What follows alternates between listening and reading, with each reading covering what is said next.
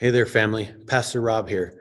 Hey, listen, in case you haven't heard quite yet, just want to let you know that we will not be having any activities in our church building for the time being. So we're constantly reassessing this. So this means Awana youth group, Sunday school, and even our regular Sunday worship gatherings. We're going to not do that for right now. We came to this decision, the elders and I, for two main reasons. Firstly, we want to be a people who submits to the national, state, and local governmental authorities that God has placed over us. The federal government, as most of you probably know, they've published some guidelines that have recently been adopted by our own state level government as well. So we want to honor those leaders. We affirm that God has put them over us, and so they're just trying to help, and so we want to honor that and help any way we can. The second thing that drove us to this decision is that we want to love and care for one another as brothers and sisters. And it seems right now, today, that the best way to do that is to creatively figure out how to be the family that we are without physically being in a situation where we're all rubbing elbows with one another, spreading things around. So as of now, there will be no physical meetings or gatherings or activities happening in our church building. Now, what does that look like for us? What do we do in the meantime? Well, I'm glad that you asked. See, the church has never even for a minute been a building. It's always been a people. So we're not canceling church. You're the church. We're the church. Sunday morning at our normal time, 10 a.m., we want to encourage you to gather your families and join us from your homes on our Facebook page. We will be live where we're going to still be worshiping together. We're still going to have our music. We're still going to preach, and we'll still be recording that like normal, but it will be Facebook Live. So while we won't be together physically at the moment, you can still take part and worship with the family from your smartphone or your computer or any other way that you can use to be on Facebook.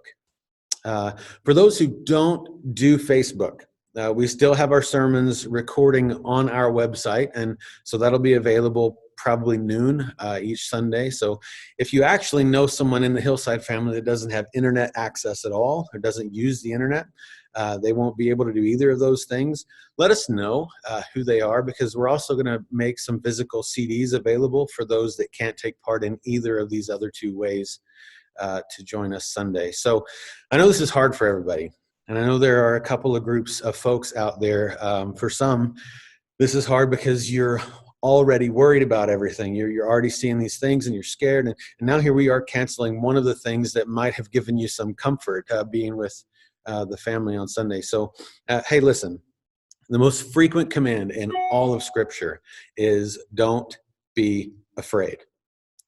And we're told that on purpose because of what we know about who God is. See, God is great and he's mighty and he's absolutely and utterly in control. He's so much bigger than all of this stuff going on right now. He's not surprised by any of this. So if this is you and worry is kind of winning in your heart right now, then I just want to encourage you to continue to fight and put your faith in the power and sovereignty of God. He's so big. And 10,000 years from now, we're not even going to remember Corona. Right? So remember that he's your father. Remember that you're his child and that he loves you and he's going to take care of this whole thing in due time.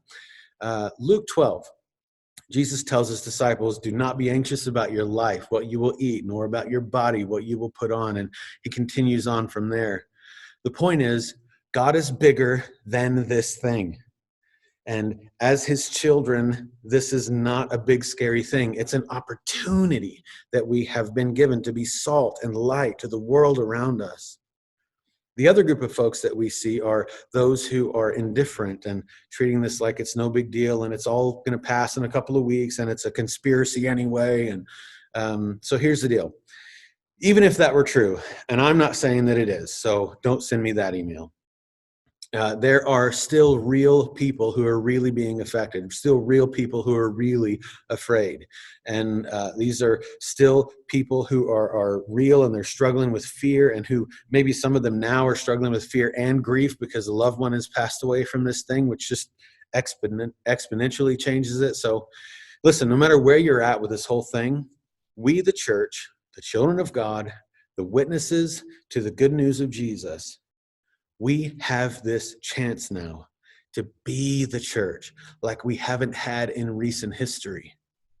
We have the chance now in America to be a rock steady with faith, to be rock steady with our faith around those who are scared. We have a chance to come alongside those who are in need in our neighborhood and our town.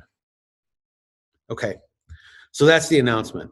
If you're watching this on our website, then scroll down and the page and take a look at more details on how we're going to try to maintain a little bit of normal throughout this whole thing. We've got some things that we're working on to help get us continue to be the church that we are, the family that we are.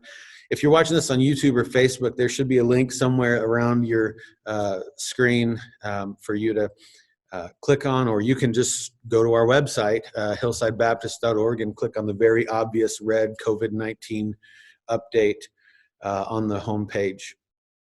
So take a look at that page on our website. We'll keep you up to date. We'll tell you how you can serve one another specifically. We'll tell you how you can continue to give, how you can continue to request prayer. And we still want you to do all that stuff.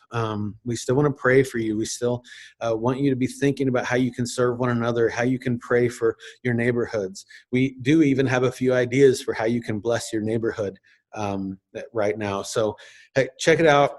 Thanks for watching, and continue watching our Facebook page and our website for updates on this whole thing. Okay, so we're reconvening every week, the elders and I, about this, and we'll let you know when any changes occur.